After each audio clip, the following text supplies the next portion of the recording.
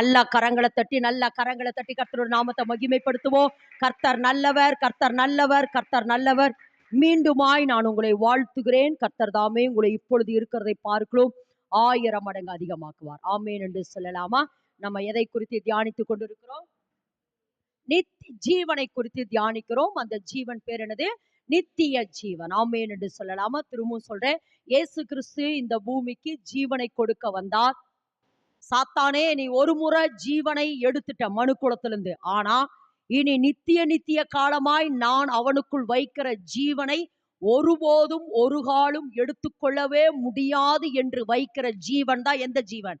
நித்திய ஜீவன். ஆமேன் என்று சொல்லாமா? இந்த நித்திய ஜீவன் தான் நமக்குள் தேவ சாயலை உண்டு பண்ணுகிறது. இந்த நித்திய ஜீவன் தான் பரலோகத்துல முகமுகமாய் அவரை சந்தித்து நாம் ஆராதிக்க நமக்கு எல்லா விதத்திலும் இந்த நித்திய ஜீவன் நம்மளை வாழ வைக்கிறது. ஆமேன் என்று சொல்லலாமா? ஆமா, நான் திரும்பவும் எப்பவுமே சொல்றது போல, நித்திய ஜீவனை தேவன் என்ன செய்யலையா? எல்லாருக்கும் கொடுக்கறது இல்ல. அவரால் தெரிந்து கொள்ளப்பட்டவர். சொல்லுங்க, அவரால் தெரிந்து கொள்ளப்பட்டவர்கள். இரண்டாவது, அவரால் நியமிக்கப்பட்டவர்களுக்கு நித்திய ஜீவனை தேவன் என்ன செய்யறாராம்? கொடுக்கிறார். எல்லாருக்கும் இந்த நித்திய ஜீவன் இல்ல. அவரால் தெரிந்து கொள்ளப்பட்டவர்கள், அவரால் நியமிக்கப்பட்டவர்களுக்கு இந்த நித்திய ஜீவனை கொடுக்கிறார் என்று நம்ம தொடர்ந்து தியானித்துக் கொண்டு வருகிறோம். இன்றைய நாளிலும் தேவன் நம்மளோடு கூட பேசுகிற வேத வசனம் வாசிப்போம். அப்போஸ்தலர் புஸ்தகம், அப்போஸ்தலனாகிய பவுல் ரோமருக்கு எழுதின நிருபம் 5ஆம் அதிகாரம் 10வது வேத வசனத்தை வாசிக்க கேட்போம். நாம் தேவனுக்கு சத்துருக்களாய் இருக்கையில் அவருடைய குமாரனின் மரணத்தினாலே அவருடன் ஒப்புரவாக்கப்பட்டோமானால், ஒப்புரவாக்கப்பட்ட பின் நாம் அவருடைய ஜீவனாலே ரட்சிக்கப்படுவது அதிக நிச்சயமாமேன். எல்லாரும் சேர்ந்து அந்த வேத வசனத்தை வாசிப்போம். எல்லாருமே வாசிப்போம். ஏன்னா அதை வாசிக்கிறவர்களும் கேட்கிறவர்களும் பாக்கியவான்கள். வாசிக்கிற நீங்கள் பாக்கியவான்கள். ஏனெனில் இந்த வேத வசனம் இயேசு கிறிஸ்துவுக்கு அடையாளம். ஆமேன் என்று சொல்லாமா?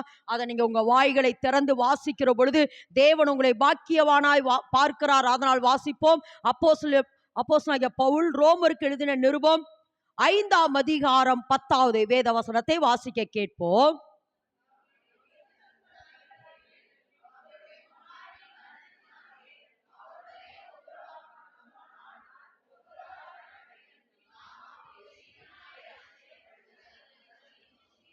நாம் தேவனுக்கு சத்துருக்களாயிருக்கையில் அவருடைய குமாரனின் மரணத்தினாலே அவருடனே ஒப்புரவாக்கப்பட்டோமானால், ஒப்புரவாக்கப்பட்ட பின் நாம் அவருடைய ஜீவனாலே ரட்சிக்கப்படுவது அதிக நிச்சயமாமே.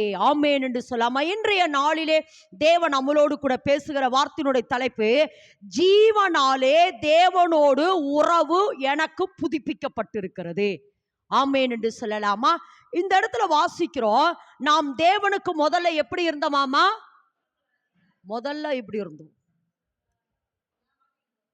அதாவது ஆதியாகமம் 1:2 தேவனோட முதல்ல நம்ம எப்படி இருந்தோம்னா நண்பனா இருந்தோம். எல்லாரும் ஆமேன் என்று சொல்லாமா? அதாவது திரும்பவும் சொல்றேன், தேவன் இந்த மனு குலத்தை உண்டாக்குற பொழுது நமது சாயலாகவும் நமது ரூபத்தின்படியும் மனுஷனை உண்டு பண்ணுவோமாக என்று சொல்லி தேவன் மனு குலத்தோடு கூட நல்ல ஒரு உறவை வைத்துக் கொள்ள, ஆமேன் என்று சொல்லாமா? திரும்பவும் சொல்லுகிறேன், இந்த இடம் யாருடைய? அதாவது பரலோகத்திலே 3 தூதர்கள், பிரதான தூதர்கள் இருந்தார்கள். அதுல சாத்தான், அதாவது லூசிபர் முதல்ல தேவனை என்ன பண்ணி கொண்டிருந்தான்? துதித்து கொண்டிருந்தான். தேவனை என்ன பண்ணிட்டு இருந்தான்? லூசிபர் ஆகிய சாத்தான் தேவனை துதித்து கொண்டிருந்தான். அந்த லூசிபரோடு கூட சேர்ந்து 3 கோடி தூதர்களை கொண்டு தேவனை எந்நேரமும் துதித்து கொண்டிருந்தான். அப்படி துதித்து கொண்டிருந்த பொழுது ஒரு நாள் சாத்தான் நினைக்கிறான், இவரை தேவனை துதிக்கிறதுக்கு இந்த 30 முக்கோடிகளை வைத்து என்னை நான் துதிக்க செய்ய போகிறேன் என்று சொல்லி ஒரு நாள் சாத்தான் நினைத்த பொழுது அந்த பெருமையின் எண்ணத்தினாலே தேவன் சாத்தானை என்ன பண்ணார்? மேலே இருந்து கீழே தள்ளிட்டாரு. கீழே தள்ளினதுக்கு அப்புறம் இந்த பூமியானது எப்படி இருந்ததாமா? ஒழுங்கின்மையும் வெறுமையும் எப்படி இருந்ததா? கோணலாக மாறினது. பூமி எப்படி இருந்துச்சு? ஒழுங்கின்மை, வெறுமை, கோணல், இருளாக மாறிவிட்டது. அதுக்கப்புறம் தேவன் இந்த பூமிக்கு வந்து மண்ணினாலே மனிதனை உண்டு பண்ணி, சாத்தானே எனக்கு மேல உன்னை உயர்த்தணும்னு நினைச்ச, ஆனா மண்ணினாலே மனிதனை உண்டு பண்ணி உனக்கு மேலாக அவனை நிறுத்தி என்னை ஓயாமல் துதிக்க செய்கிறதுக்காக மனிதனை நான் உண்டு பண்ணுகிறேன் என்கிற ஒரு பெரிய நோக்கத்தோட தான் தேவன் மனு குலத்தை உண்டு பண்ணினார். ஆனால் அப்படி உண்டு பண்ணினதுக்கு அப்புறம் தான் அந்த உண்டு பண்ண மனிதனை என்ன செய்தார்? தேவன் உண்டு பண்ணதுக்கு அப்புறம் மனிதனோடு நல்ல ஒரு ஐக்கியத்தில் இருந்தார். ஆமென் என்று சொல்லலாமா? ஆமா, ஆதாமும் தேவனும், ஆதாம் ஏவாளும் தேவனும் என்ன செஞ்சாங்க? நல்ல உலாவி, நல்ல ஒரு ஃப்ரெண்ட்ஷிப், நல்ல ஒரு நண்பராய் இருந்தார்கள். ஆனா இது யாருக்கு பிடிக்கல? சாத்தானுக்கு பிடிக்காதபடினாலே மனுக்குலத்தையும் தேவனையும் பிரிக்க வேண்டும் என்பதற்காகத்தான் 3ஆம் அதிகாரத்துல இருந்து அவன் வேலை செய்ய ஆரம்பிச்சா. என்ன வேலை செஞ்சா? தேவனால் விளக்கப்பட்ட கனியை புசிக்க சொல்லி, அதை புசித்தது நிமித்தம் மனுக்குலத்துக்குள் பாவம் வந்தது. பாவம் வந்தபடினாலே தேவனும் மனுக்குலமும் பிரிந்து போனார்கள். இப்ப சொல்லுங்க, முதல்ல ஆதாம் ஏவாள் தேவனுக்கு எப்படி இருந்தாங்க? நல்ல நண்பரா இருந்தாங்க. சொல்லுங்க, நல்ல நண்பரா இருந்தாங்க, நல்ல அப்பா அம்மாவா இருந்தாங்க. அப்படி சொல்ல நல்ல ஒரு ஃப்ரெண்ட்ஷிப்ல, நல்ல ஒரு ஐக்கியத்துல, நல்ல ஒரு சோல் பாண்டிங்ல தேவனோடு கூட ஆதாமும் தேவனும் என்ன பண்ணாங்க? உலாவி கொண்டிருந்தார்கள். ஆதியாகமம் 2ஆம் அதிகாரத்துல எல்லாம் வாசிக்கிற பொழுது தேவன் ஆதாமோடு என்ன செஞ்சாரா? உலாவி கொண்டிருந்தார். அப்போ ஆதாம் ஏவாள் தேவன் நல்ல ஒரு ஐக்கியத்துல முதல் நல்ல ஒரு நண்பர்களாய் ஐக்கியத்துல இருந்தாங்க. ஆனா 3ஆம் அதிகாரத்துக்கு அப்புறம் என்னவா மாறிவிட்டார்களாமா? என்னவா மாறிட்டாங்களாமா? சத்துருவாய் மாறிவிட்டாங்க. யாரு? மனுக்குலம். நினைச்சு பாருங்க, எவ்வளவு ஒரு வேதனை. தேவன் தன்னுடைய சாயலை, நீங்க நினைச்சு இப்படியே சொல்லுங்க, நம்ம பிள்ளைய நல்லா ஊட்டி வளர்த்து நல்லா அந்த பிள்ளைக்கு செய்ய வேண்டிய கடமைகளை செஞ்சு எல்லா காரியத்தையும் முடிச்சதுக்கு அப்புறம் அந்த பிள்ளை நம்மையே எடுத்து உதச்சிச்சு அப்படின்னா, அல்லது அடிச்சிச்சு அப்படின்னா எவ்வளவு ஒரு வேதனை. இதே வேதனை தான் தேவனுக்கு. நம்ம தேவனுக்கு என்னவா மாறிட்டோமாமா? சத்துருக்களாய் மாறிட்டோம். மறுபடியும் அந்த வசந்த வாசிமா, நாம் தேவனுக்கு சத்துருக்களாய் இருக்கையில் அவருடைய குமாரனின் மரணத்தினாலே அவருடனே ஒப்புரவாக்கப்பட்டோமானால், ஒப்புரவாக்கப்பட்ட பின் நாம் அவருடைய ஜீவனாலே ரட்சிக்கப்படுவது அதிக நிச்சயமாமே. அந்த முதல் வார்த்தை, நாம் தேவனுக்கு எப்படி இருந்தோமாமா? சத்துருக்களாய் இருக்கையில். எப்படியாமா? தேவனுக்கு நம்ம என்னவா மாறிட்டோமாமா? சத்துருவா மாறிட்டோம். எப்படியாமா? வாசிப்போம். கொலேசியரின் புத்தகம் 1ஆம் அதிகாரம் 21வது வேத வசனத்தை வாசிக்க கேட்போம். கொலேசியர் 1:21. முன்னே அந்நியராயும் துர்க்கிரியைகளினால் மனதிலே சத்துருக்களாயும் இருந்த உங்களையும் பரிசுத்தராகவும். போதுமா? முன்னே நம்ம எப்படி இருந்தோமாமா?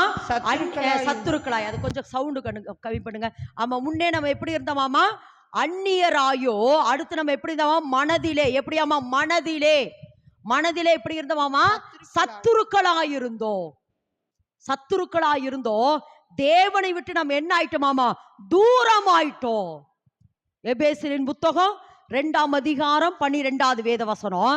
எபேசியர் 2:12. அக்காலத்திலே கிறிஸ்துவை சேராதவர்களும் இஸ்ரவேலினுடைய. எப்படியாமா? நம்ம எப்படிப்பட்டவங்களா இருந்தோமாமா?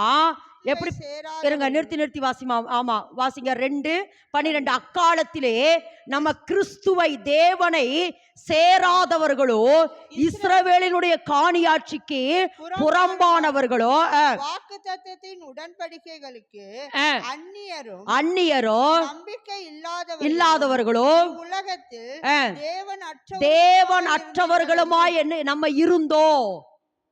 அதுவரைக்கும் தேவன் நமக்குள்ள உலாவினார், பேசினார், அவரோட பிரச்சனை இருந்தது. நம்ம அவரோடு கூட என்ன செஞ்சிட்டோம்? பேசிட்டு இந்த நல்ல ஒரு ஃப்ரெண்ட்ஷிப்ல இருந்தோம், நல்ல ஒரு ஐக்கியத்துல இருந்தோம்.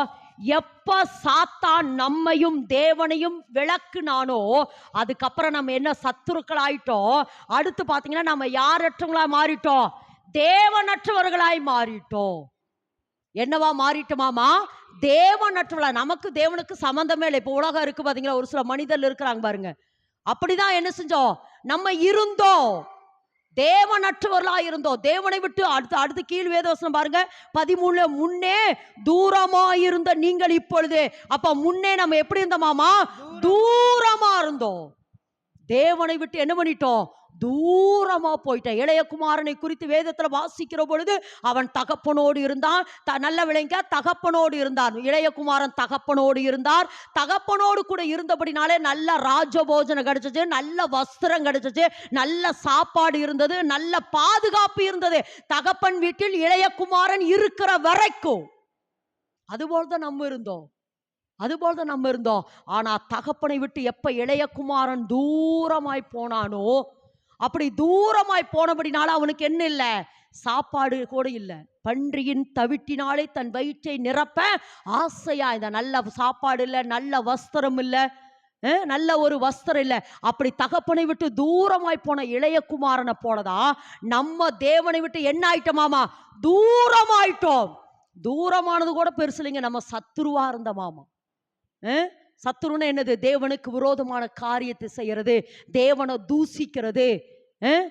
தேவனை தூசிக்கிறது அதாவது என்னன்னா, இப்பவுமே நம்ம ஒரு சில நேரங்கள் தேவனை தூசிக்கிறோம். இப்பவுமே ஒரு சில நேரங்கள் நம்ம என்ன பண்றோம், தேவனை தூசிக்கிறோம், தேவனுக்கு விரோதமா பேசுறோம்.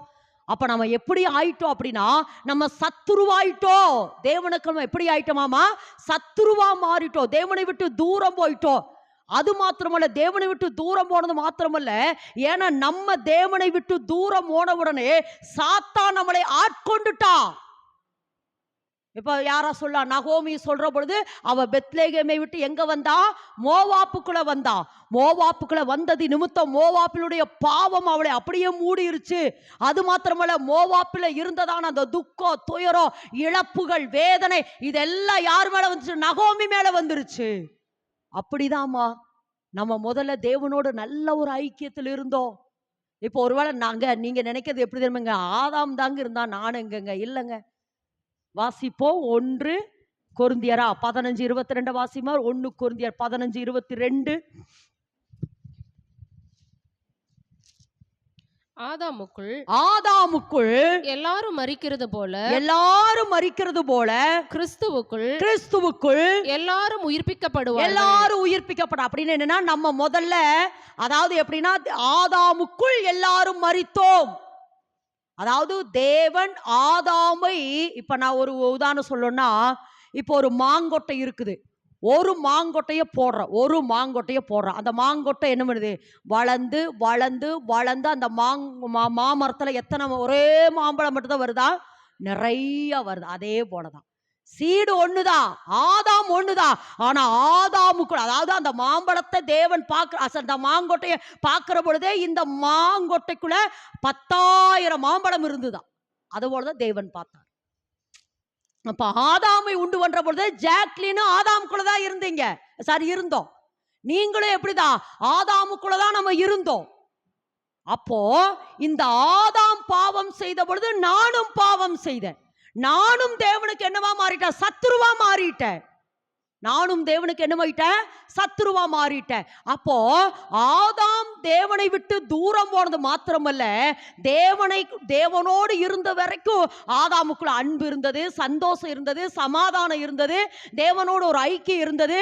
எப்படி இந்த நல்ல கனிகள் இருந்தது, எல்லாவற்றுக்கும் மேலாக அன்பு இருந்தது, ஒருவர் நேசிக்கிற அந்த அன்பு இருந்தது. ஆனா எப்போ ஆதாம் தேவனை விட்டு விலகி தூரமானானோ, அப்பவே யாருடைய சாயல் யாருக்கு ஆதாமுக்குள்ள வந்துச்சு, பிசாசின் சாயல் வந்துருச்சு. பிசாசுடைய சாயல் ஆதாமுக்குள்ள வந்தது மாத்திரமல்ல, கலாத்தியர்ல வாசிக்கிறோமே, விபச்சார, வேசித்தன, அசுத்த, காம விகார, விக்கிரக ஆராதனை, பில்லி சூனிய, பகை, விரோதம், வைராக்கியம், கோபம், சண்டை, பிரிவினை, மார்க்கபேத, பொறாம, கொலை, வெறி, இதெல்லாம் மனுக்குலத்துக்குள்ள வந்துருச்சு. இதெல்லாம் என்ன பண்ணுச்சு, கொலைகள், வைராக்கியங்கள், கோபங்கள். இன்னைக்கு தகப்பன் தன் பிள்ளையை தவறா நடத்துறது, பெற்ற மகனை தன் தாயிட்ட தவறா நடக்கிறது. கடந்த நாட்களில் கேள்விப்பட்ட ஒரு கல்யாணமான வாலிப அவன் மனைவி பிரசவத்துக்காக அம்மா வீட்டுக்கு போயிட்டா. இவன் ஒரு காதலிய வர சொல்லியிருக்கான். இவங்க ரொம்ப நேரம் பேசி முடிச்சுட்டு 2 பேத்துக்குள்ள சண்டை வந்த உடனே என்ன பண்ணிட்டான், அந்த காதலியை வெட்டி ஃப்ரிட்ஜுக்குள்ள வச்சிருக்கான். தலையை போலீஸ்காரர்கள் தேடிக்கொண்டிருக்கிறார். தலையை போய் எங்க போட்டான்னு தெரியல. இது எதுக்கு சொல்றேன்னா, இதெல்லாம் யாருடைய சாயல், பிசாசினுடைய சாயல். இது யாருடைய சாயல், இதெல்லாம் பிசாசுன் சாயல். அப்போ இந்த இடத்துல வாசிக்கிறோம், நம்ம தேவனுக்கு என்னவா மாறிட்டோமாமா, சத்துருக்கள். இப்ப புரிஞ்சாம, தேவனுக்கு நம்ம என்ன ஆயிட்டோம், விரோதியா. தேவனை ஆராதிக்கிறதுக்கு தான் தேவன் நம்மளை தெரிந்து கொண்டார். இந்த ஜனத்தை எனக்கென்று ஏற்படுத்தினேன், இவர்கள் என் துதியை சொல்லி வருவார்களாங்கிற ஒரு பெரிய எதிர்பார்ப்போடு தான் தேவன் மனுக்குலத்தை உண்டு பண்ணினாரு. ஆனா சாத்தானாலே மனுக்குலம் வஞ்சிக்கப்பட்டு மனுக்குலம் தேவனுக்கு எப்படியாய் மாறினது, சத்துருவா மாறிடுச்சு. உண்டாக்கின தகப்பனையே உதைக்கிற அளவுக்கு, உண்டாக்கின தகப்பனையே வேதனைப்படுத்துற அளவுக்கு வார்த்தைகளினால, செய்கைகளினால வேதனைப்படுத்தி எப்படியாய் மாறிட்டோமாமா? சத்துருவாய் மாற்றப்பட்டோம் அல்லது மாறினோம். ஆனா இப்படியே இருக்க தேவன் விரும்பல. மறுபடியும் அந்த வசனத்தை வாசிங்க. ரோமர் 5:5 10வது வேத வசனம். இப்படியே இருக்க தேவன் விரும்பலையா? வாசிமா. நாம் தேவனுக்கு சத்துருக்காய் இருக்கையே அவருடைய குமாரனின் மரணத்தினாலே அவருடனே ஒப்புரவாக்கப்பட்டோம்.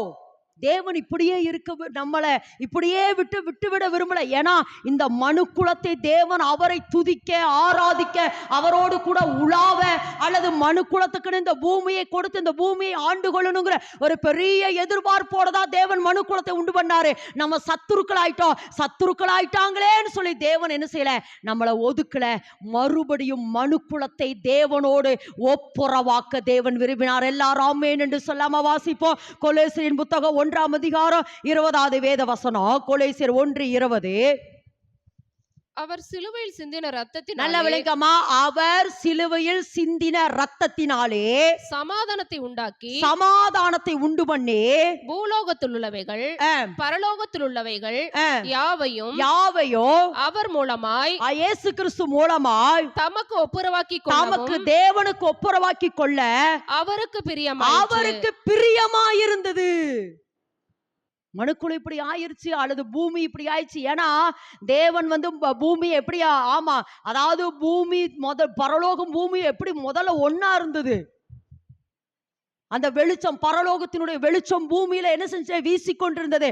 ஆனா எப்போ, நான் போன முறைன்னு நினைக்கிறேன், ஆமா, சாத்தானை எசேக்கியேல வாசிக்கிறோம். தேவன் சாத்தானை கருக்கித்தான் இந்த பூமிக்கு சாம்பலாக்கி தான் அனுப்புறார். அவன் விழுந்ததுக்கு அப்புறம் பூமி என்னவாம் ஆயிடுச்சு? இருளாய் மாறிடுச்சு. இப்ப இந்த இருளான இந்த பூமியை மறுபடியும் தேவன் புதுப்பிக்கதான் பூமிக்கு வெளிச்சத்தை உண்டு பண்ணார். அப்படி இந்த சந்திரன், நட்சத்திரங்களை எல்லாவற்றையும் தேவன் என்ன செஞ்சார்? இந்த பூமியில உண்டு பண்ணினாரு. உண்டு பண்ணி இந்த பூமியையோ, இந்த வானத்தையும் அல்லது வானத்தையும் பூமியையும் தேவன் ஒப்புரவாக்கி கொள்ள விரும்பினார் அல்லது ஒரே மாதிரி ஆக்க விரும்பினார். எப்படி பரலோகத்துல தேவனுடைய சித்தம் செய்யப்படுகிறதோ அப்படியே பூமியிலே தேவனை எந்நேரமும் துதிக்கிற ஒரு கூட்டத்தை உண்டு பண்ண வேண்டும் என்கிற ஒரு பெரிய நோக்கத்தோட தான் தேவன் மறுபடியும் இந்த பூமியை சீர்படுத்தினார். மறுபடியும் தேவன் இந்த பூமி என்ன பண்றாரா? ஆமா, சீர்படுத்தினார் அல்லது புதுப்பித்தார் என்று சொல்ல முடியும். மறுபடியும் என்ன பண்ணார்? புதுப்பித்தார். அப்போ அப்படி இருக்கிற பொழுது இந்த பூலோகத்தையும் பரலோகத்தையும் அல்லது விண்ணுலகத்தையும் மண்ணுலகத்தையும் தேவன் மறுபடியும் தேவனுக்கு ஒப்புரவாக்கி கொள்ள விரும்பினார். அவருக்காக ஒப்புரவாக்கணும். அதனால திரும்ப சொல்ற, பரலோகத்துல எப்படி தேவனை துதிக்கிற கூட்டம் இருக்கோ அப்படியே பூமியிலும் தேவனை துதிக்கிற கூட்டத்தை கொண்டு வரணும்னு ஒரு பெரிய விருப்பத்தோட தான் தேவன் என்ன செஞ்சாரா? இந்த பூமியை என்ன செஞ்சாரா? சிருஷ்டித்தார். ஆனா அது என்ன செஞ்சு? அது சீர்கட்டுட்டே இருந்தது. அது என்ன ஆயிட்டு? சீர்கட்டுட்டே இருந்தது. அப்படி சீர்கட்டு போன இந்த பூமியை ஒப்புரவாக்கி கொள்ளுகிறதற்காகத்தான் இந்த பூமியை அவருடைய பிதா தன்னுடைய சொந்த குமாரனாகிய இயேசு கிறிஸ்துவினுடைய இரத்தத்தினாலே மறுபடியும் புதுப்பிக்க விரும்பினார். ஆமென் என்று சொல்லாமா? புதுப்பிக்க விரும்பினபடினால்தான் அவருடைய மரணத்தினால என்னவாமா? ஒப்புரவாக்கி கொள்ள விரும்பினார். ஒப்புரவாக்கி கொள்ள விரும்பினார் என்றால் மறுபடியும் உறவை புதுப்பிக்க விரும்பினார். இந்த பூமியோடு உறவை புதுப்பிக்க விரும்பினார். மனுக்குலத்தோடு பூமி என்ன செஞ்சா? ஒப்புரவாக்கி அல்லது அந்த முறிந்து போன அந்த உறவை மனுக்குலத்தோடு புதுப்பிக்க விரும்பினார். மறுபடியும் மனிதனை துதிக்க வைக்கணும். மறுபடியும் மனிதனோடு கூட நான் உலாவணும். மனிதன் என்னோடு கூட பேசணும். நான் மனிதனோடு முகமுகமா பேசணும். மனிதன் என்னோடு முகமுகமாய் பேசணும்னு சொல்லி இந்த மனுக்குலத்தை தேவன் தன்னோடு மறுபடியும் ஒப்புரவாக்கி கொள்ள விரும்பினார். மனுக்குலத்தை மறுபடியும் தேவன் என்ன செஞ்சாரா? ஒப்புரவாக்கி கொள்ள விரும்பினபடினால்தான் எதை சிந்த வச்சாரா? அவருடைய ரத்தத்தை. எல்லாரும் ஆமென் என்று சொல்லலாமா? மரணம் என்பதற்கு முன்னாடி அவருடைய ரத்தம் இந்த பூமியில சிந்தப்பட்டாதா? ஏன்னா அது பரிசுத்தமுள்ள ரத்தம். அது எந்த ரத்தமாமா? பரிசுத்தமுள்ள ரத்தம், பாவம் இல்லாத ரத்தம். அதனால்தான் கன்னியின் வயிற்றிலே பரிசுத்தாவியினாலே உண்டாக்கப்பட்டவர் இயேசு கிறிஸ்து. பரிசுத்த ரத்தத்தை கொண்டு இந்த பூமியை அல்லது இந்த மனுக்குலத்தை தன்னோடு கூட என்ன ஆக்க விரும்பினாரு? ஒப்புரவாக்க விரும்பினார். ஏனெனில் அவருடைய ரத்தம் பரிசுத்தமுள்ள ரத்தம். வாசிங்க பார்க்கலாம். வேதத்துல வாசிக்கிற பொழுது வாசிப்போம். லேவியராகமத்தின் புஸ்தகம் 17:11 வாசிமா. 17:11 மாம்சத்தின் உயிர் ரத்தத்தில் இருக்கிறது. நான் அதை உங்களுக்கு பலிபீடத்தின் மேல் உங்கள் ஆத்துமாக்களுக்காக பாவ நிவர்த்தி செய்யும்படிக்கு கட்டளையிட்டேன். 14 வாசிமா. 14 சகல மாம்சத்துக்கும் ரத்தம் உயிராயிருக்கிறது. ரத்தம் ஜீவனுக்கு சமம். அந்த ரத்தம் எதுக்கு சமமாமா? ஜீவனுக்கு சமம். நான் திரும்பவும் சொல்றேன், நாம் தேவனோடு முதல்ல உலாவி கொண்டிருந்தோம். ஆதியாகமம் 3ஆம் அதிகாரத்துக்கு அப்புறம் தேவனுக்கு நம்ம என்னவா மாறிட்டோம்? சத்துருவா மாறிட்டோம். சத்துருவாய் மாறிட்டுமேன்னு சொல்லி தேவன் விரும்பவில்லை. மறுபடியும் மனுக்குலத்தை தேவனோடு என்ன பண்ணாரோ? ஒப்புரவாக்க விரும்பினார். அப்படி என்றால் மறுபடியும் மனுக்குலத்தோடு கூட உறவை புதுப்பித்துக் கொள்ளும்படியாய் இயேசு கிறிஸ்து இந்த பூமிக்கு அவர் அனுப்பினார். ஏன்னா தேவனுக்கு ஒரே ஆசை எப்படின்னா, நான் எப்ப ஆதாம் ஏவாளோடு உலாவினது போல மனுக்குலத்தோட நான் உலாவுவேன். ஆதாம் ஏவாளோடு எப்படி பேசினேனோ அதுபோல எப்ப நான் மனுக்குலத்தோடு கூட பேசுவேன் என்பது தேவனுக்கு ஒரு பெரிய ஆசையாயிருந்தது. ஆதியாகமம் 1-2 வரைக்கும் தேவன் ஆதாமோடு கூட உலாவிக் கொண்டிருந்தார். 3ஆம் அதிகாரத்திலிருந்து சத்துருக்கு பெருகிட்டே இருந்தார். சத்துருக்குடைய மனிதர்கள் பெருகிட்டே இருந்தாங்க. ஆனாலும் ஆங்காங்கே ஒவ்வொரு மனிதர்களை தேவன் தெரிந்தெடுத்தார். முதல்ல யாரை தெரிந்தெடுத்தார் என்றால் ஏனோக்கை தேவன் தெரிந்தெடுத்தார். ஏன்னா தேவனுக்கு ரொம்ப பிடிக்கும் எது தெரியுமா? இன்னைக்கு பாட்டி தாத்தா அம்மார்கிட்ட போய் கேளுங்க, உங்களுக்கு என்ன ஆசைன்னா, என் பேரனோட விளையாடணும், என் பேரனோட இருக்கணும். எதுக்கு தெரியுமா இது? எதுக்கு தெரியுமா? ஏன்னா அந்த தாத்தா பாட்டியினுடைய சாயலாகவே பேரமார்கள் இருக்கிற பொழுது அவங்க மேல ஒரு அஃபெக்ஷன். அப்ப தேவன் அதை விரும்பினார்.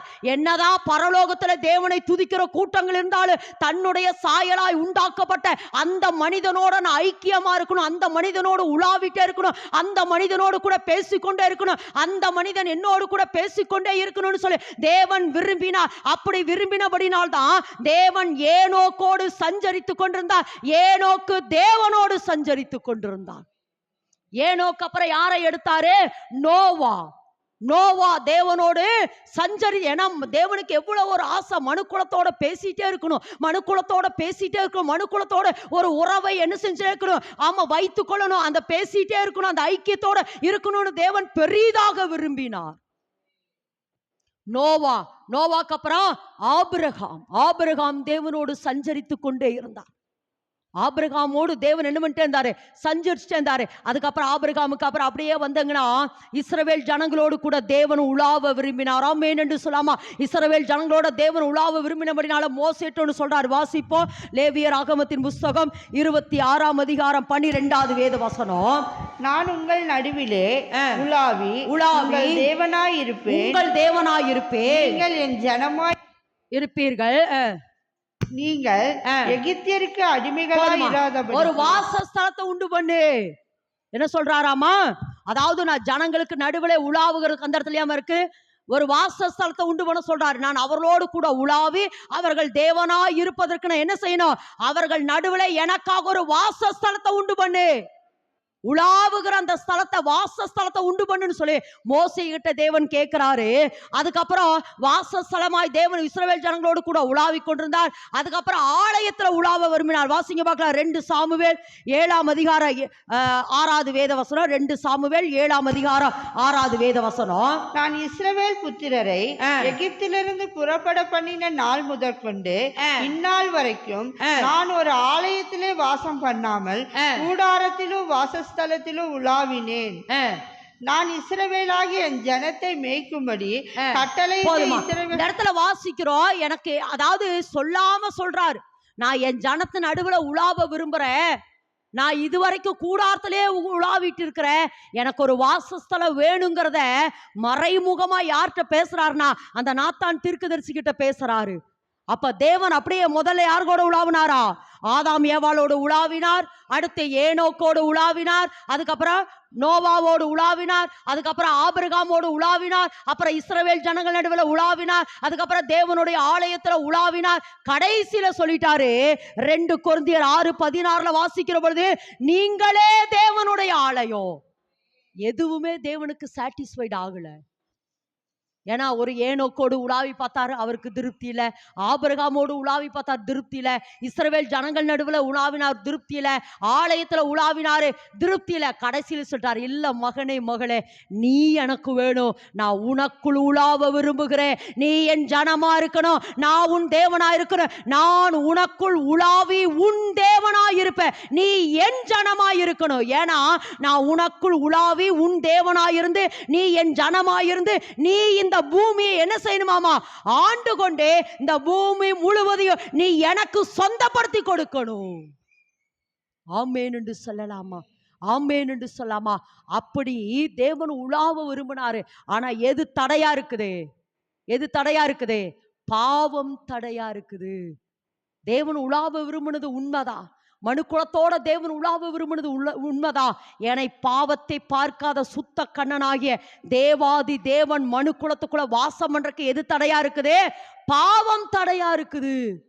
பாவத்தோட தேவன் என்ன செய்ய முடியல? வாசம் பண்ண முடியல.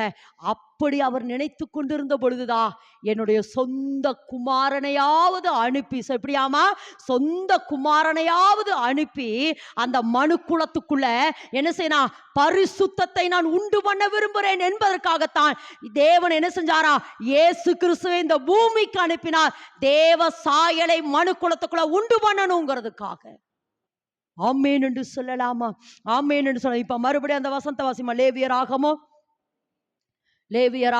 11 சரி 17 11 வாசிங்க. மாம்சத்தின் உயிர் ரத்தத்தில் இருக்கிறது. நான் அதை உங்களுக்கு பலிபீடத்தின் மேல் உங்கள் ஆத்துமாக்களுக்காக பாவ நிவர்த்தி செய்யும்படிக்கு கட்டளையிட்டேன். இப்ப நல்ல விளைங்க ஒரு முக்கியமான ஒரு காரியம். இப்ப என்னன்னா, நம்ம தேவனுக்கு எப்படி ஆய்ந்தோம்?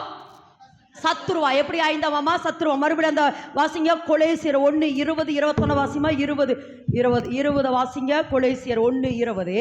அவர் சிலுவையில் சிந்தின ரத்தத்தினாலே சமாதானத்தை உண்டாக்கி, நல்ல விளக்கமா, சமாதானத்தை உண்டாக்கி பூலோகத்தில் உள்ளவைகள் பரலோகத்தில்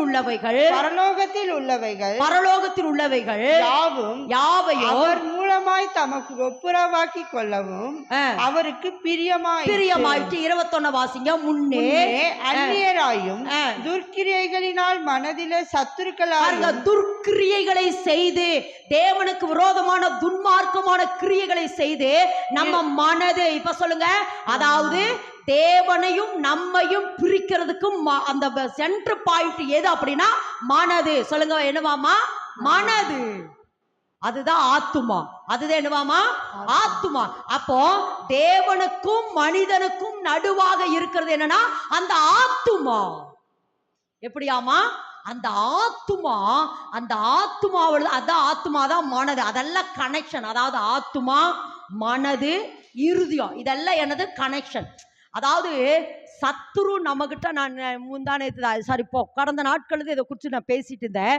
ஒரு சில நேரங்கள் நம்மளுடைய ஆத்மா எப்படி தெரியுமா? வெளியில கேட்கிற காரியம், வெளியில பார்க்கிற காரியம், இதையெல்லாம் என்ன, வெளியில கேட்கிற காரியம், வெளியில பார்க்கிற காரியம், இதையெல்லாம் என்ன செஞ்சா மனதுக்குள்ள கொண்டு வந்து நாமும் தேவனும் எப்படி ஆகிறோமாமா? தூரமாகிறோம். நாமும் தேவனை என்ன ஆகிறோமாமா? தூரமாகிறோம்.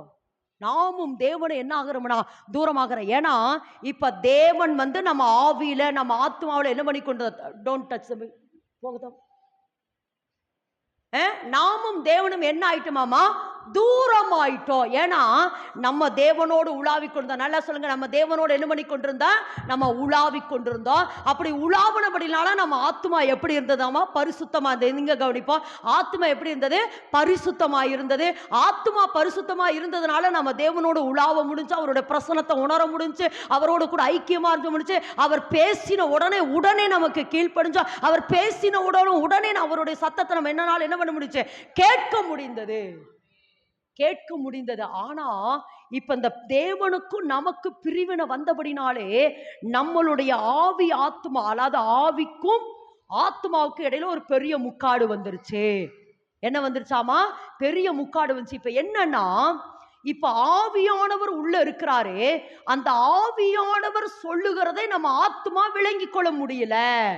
நம்ம ஆத்மானால என்ன பண்ண முடியல? விளங்கி கொள்ள முடியல.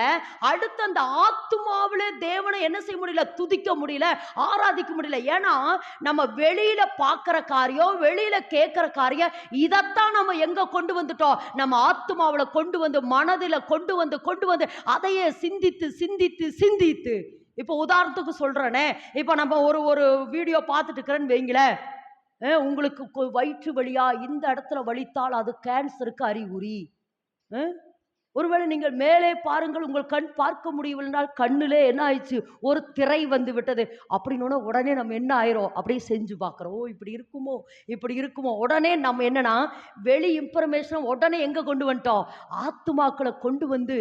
ஆனால் ஒன்று தெரியுமாமா, அதையே சிந்தித்து கொண்டிருந்தா அதுதான் வியாதி. அதனால தான் நான் ஒரு நாள் சொன்ன பார்த்தியா, ஆமாம், நம்ம முதல்ல வியாதிங்கிறது சரீரத்தில் வராது, முதல்ல சிந்தையில். அதுதான் ஆத்மா. சரீரத்தில் பிசிக்கலா நம்ம சரீரத்தில் ஒரு பிரச்சனை வருது அப்படின்னா அதுக்கு முன்னாடி அந்த வியாதியை என்ன நம்ம ஆத்மா அக்செப்ட் பண்ணும். நிறைய நேரம் நான் ஒரு நாள் கேன்சர், ஒரு சிஸ்டருக்கு கேன்சர் பிரச்சனை, அவங்களுக்கு ஜோம் பண்ணிட்டு இருக்கிற பொழுது, ஏன்னா முதல்ல ஒரு பிரஸ்ல அவங்களுக்கு கேன்சர் இருந்தது, அதை அப்படியே ஜோம் பண்ணி கர்த்தர் சுகத்தை தந்தார். ரெண்டாவதுல மறுபடியும் அவங்களுக்கு ரெண்டாவது பிரஸ்ட்ல வந்துருச்சு. அப்போ நான் அவங்களுக்காக நல்லா அந்த கிரிகளை முறியடிச்சு ஜெபிக்கிறேன். அப்போ அவங்க சொல்றாங்க, இந்த சிம்டம்லாம் இருக்கு, இந்த சிம்டம்லாம் இருக்கு, இந்த சிம்டம்லாம் இருக்குது அப்படின்னு அவங்க சொல்றாங்க. அப்போ நான் நல்லா அந்த கிரிகளை முறியடிச்சு ஜெபிச்சுட்டு நான் வீட்டுக்கு போயிட்டேன். அடுத்த நாள் காலையில் அவங்க என்ன சிம்டம் சொல்றாங்களோ அது என் சரீரத்தில் அப்படியே நடக்குது. என் சரீரத்தில் அப்படி அவங்க எண்களவெல்லாம் வலிக்குன்னு சொல்றாங்களோ அதெல்லாம் என் சிம்டம்ஸ்ல நடக்குது. எனக்கு உண்மையாக சொல்ல பயம் வந்துருச்சு. ஒருவேளை நமக்கு இப்படி இருக்குமோ அப்படின்னு எனக்கு ஒரு மாதிரி. அதை இது எதுக்கு சொல்றேன்னா, சிந்தையில கொண்டு போறான் பிசாஸ், அதுக்காக சொல்றேன். அப்போ நான் இப்படியே நான் ஒரு 3 நாள் அது இப்படி கஷ்டப்பட்டேன். நானும் ரொம்ப டிஸ்டர்ப் ஆயிட்டேன் 3 நாள். ஆனால் ஒரு நாள் அதிகாலையில் எழும்பி ஜெபிக்கிற பொழுது ஏசப்பா அதை கடிந்து கொள்ளுன்னு சொன்னார். இந்த சத்துரு என்ன செய்ய, நீ கடிந்து கொள்ளுன்னு சொன்னார். அப்ப நான் உடனே இயேசுவின் நாமத்தில் அதை கடிந்து கொள்றேன். எதுக்கு இதை சொல்றேன்னா, இது ஏன்னா வியாதி என்பது முதல்ல பிசிக்கல்ல வரல, முதல்ல எங்க வருது? மனதில் வருது. அந்த மனதில் அப்படியே ஓ இப்படி இருக்குமோ, இது இப்படி இருக்குமோ, இது இப்படி இருக்குமோ, இதனாலதானா அப்படின்னு நிறைய நேரம் அந்த பிரச்சனையை நம்ம எங்க கொண்டு வர? ஆத்மாக்கு கொண்டு போய் அப்படியே திங்க் பண்ணி. அதான் அந்த ஆத்மா, சிந்தை, இறுதி, அது 3 நல்ல ஒரு கனெக்டட். ஏன்னா அந்த ஆத்மாக்குள்ள தான் என்னென்ன இருக்கு? மனம், அறிவு, சிந்தை, சித்தம், உணர்ச்சி, நினைவு, இறுதியம். இதெல்லாம் எதுக்குள்ள இருக்கு? ஆத்மா. இதெல்லாம் ஒரு கனெக்ஷன். அப்படியே திங்க் பண்ணி அப்படியே வந்துருச்சு. உண்மைமா. அதனால தான் நான் என் பிள்ளைகிட்டே அடிக்கடி சொல்றது என்னன்னா, ஆமா, அடிக்கடி நீங்க இந்த மருத்துவ குறிப்பெல்லாம் பார்க்காதீங்க. ரொம்ப பார்க்க அதுலயே உள்ள போய் என்ன செய்யுது? அப்படி ஆயிருமா, இப்படியா? ஏன்னா அப்படியே அந்த வியாதியை சிந்திக்க. அப்ப நான் என்ன சொன்னேன்? அந்த அதிகாலையில எழும்பி கடிந்து ஒரு வாரம் ஜெபித்த பாருங்க. அதுக்கப்புறம் ஒரு பெயினுமே இல்லாம கர்த்தர் எனக்கு சுகத்தை தந்தார். ஆமென் என்று சொல்லுமா, இம்மட்டு கர்த்தர் சுகத்தை தந்திருக்கா. இதை எதுக்கு சொல்ற அப்படின்னா, அப்ப ஆத்துமாவுலதான் எப்படியாமா? ஆத்துமாவுலதான் சத்துரு உட்கார்ந்து இருக்கிறான். அதுதான் மனம். ஆமென் என்று சொல்லலாம். எதுல? ரோமர் 12:1-2 வாசிக்கிற பொழுது, உங்கள் மனம் புதிதாகிறதினாலே நீங்கள் மறுரூபமாகுங்கள். உங்கள் மனம் புதிதாகிறதினாலே நீங்கள் மறுரூபமாகுங்கள். அப்போ அந்த மனங்கிறத என்னது? அந்த ஆத்துமா, அடுத்து சிந்தை. இப்ப இந்த வசந்த வாசிமா, இப்ப வாசிங்க. கொலைசியர் 1:21. ஆமா, முன்னே அந்நியராயும் துர்க்கிரியினாலே மனதிலே நீங்க எப்படி இருந்தீங்களாமா? சத்துருக்களாய் இருந்த உங்களை பரிசுத்தராக ஆ, ஆ, ஆ, ஆ, ஆ. ஒப்புரவாக்கினார். மரணத்தின் சரீரத்தினாலே அவர் என்ன பண்ணார்? மரணத்தாலே, மாமிசத்திலே அடைந்த மரணத்தாலே இப்பொழுது அவர் என்ன பண்ணாரா? ஒப்புரவாக்க விரும்பினார். அப்படி ஒப்புரவாக்கறதுக்கு எதை செலுத்த வேண்டியதா இருந்ததுன்னா ரத்தம் செலுத்த வேண்டியதா இருந்தது. ஒப்புரவாக்கறதுக்கு எதை செலுத்த வேண்டியதா இருந்தது? ரத்தம். இப்ப வாசிமா லேவியராகமம், இப்ப வாசிங்க லேவியராகமம் 17ஆம் அதிகாரம், லேவியராகமம் 17ஆம் அதிகாரம் 11, 14. மாம்சத்தின் உயிர், மாமிசத்தின் உயிர் ரத்தத்தில் இருக்கிறது. நான் அதை உங்களுக்கு பலிபீடத்தின் மேல் உங்கள் ஆத்துமாக்களுக்காக பாவ நிவர்த்தி செய்யும்படிக்கு கட்டளையிட்டேன். எதுக்காமா? ஆத்துமா. அப்ப மெயினா டச் பண்ண வேண்டிய இடம் எதுதான்? ஆத்துமா. திரும்பவும் சொல்றேன், ஆத்துமால என்ன இருக்கு? மனம், அறிவு, சிந்தை, சித்தம், இதெல்லாம் ஒண்ணு. நீங்க அந்த ஆத்துமாவுக்குள்ள போயிச்சு, இதெல்லாம் கரப்பட்டுருச்சு. ஆவியில் என்னென்ன இருக்கு? ஐக்கியம், மனசாட்சி, உள்ளுணர்வு. அதாவது இந்த ஆத்துமாவுக்கும் ஆவிக்கும் திரைச்சீலை வருகிறதுக்கு முன்பாக இந்த ஆவி யாரோட ஐக்கியமா இருந்தது? பிதாவோட ஐக்கியமா இருந்தது. இப்ப ஆத்துமாவுல பாவம் வந்ததுக்கு அப்புறம் அந்த ஐக்கியம் கட்டாயிருச்சு. அப்போ ஆத்துமாக்களுக்காக, ஆத்துமாவுக்காக பாவம். அப்ப அந்த ஆத்துமாவை கர்த்தர் புதுப்பிக்க விரும்பினார். சிந்தையை தேவன் புதுப்பிக்க விரும்பினார். மனதை தேவன் புதுப்பிக்க விரும்பினார். இருதயத்தை தேவன் புதுப்பிக்க விரும்பினார். நினைவுகளை தேவன் புதுப்பிக்க விரும்பினார். ஆமேன் என்று சொல்லலாமா? தேவன் என்ன செஞ்சாரா? ஆத்துமாவுக்கு. ஏன்னா இது கிளியர் ஆயிடுச்சுன்னா இப்ப ஆத்துமாவும் ஆவியும் ஒருமித்து தேவனோட ஐக்கியமாக ஆரம்பிச்சிடும். ஆமேன் என்று சொல்லலாமா? அப்போ அந்த ஆத்துமாவுக்காக தேவன் என்ன செய்ய நினைத்தாரா? பாவ நிவர்த்தி செய்ய நினைத்தார். 14 மறுபடி வாசிவ 14. சகல மாம்சத்துக்கும், நல்ல விளக்கமா, சகல மாமிசத்துக்கும் ரத்தம் உயிராயிருக்கிறது. ரத்தம் சொல்லுங்க. ரத்தம் எப்படி இருந்ததாமா? உயிர். ரத்தத்துல என்ன இருக்குது? உயிர். சொல்லுங்க, ரத்தத்துல என்ன இருக்குது? உயிர். நான் திரும்ப சொல்றேன், இப்ப ஆத்துமாவுல அல்லது மனதில நம்ம என்னவா மாறிட்டோமாமா? சத்துருவா மாறிட்டோம். மனதில என்ன ஆயிட்டோமாமா? சத்துருவா மாறிட்டோம். அடுத்து இப்ப நமது ரத்தம் எல்லாம் என்னவா ஆயிடுச்சுன்னா பாவமாயிருச்சு. இப்போ இந்த இயேசு கிறிஸ்துனுடைய ரத்தம் நம்முடைய ரத்தத்தோட கலக்கப்படணும். எல்லாரும் ஆமென் என்று சொல்லமா? இப்ப அந்த பரிசுத்த ரத்தம், பாவ ரத்தத்தை என்ன செய்யணுமாமா?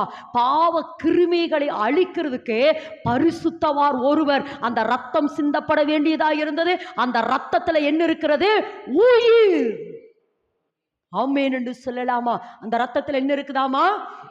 உயிர் இருக்குது.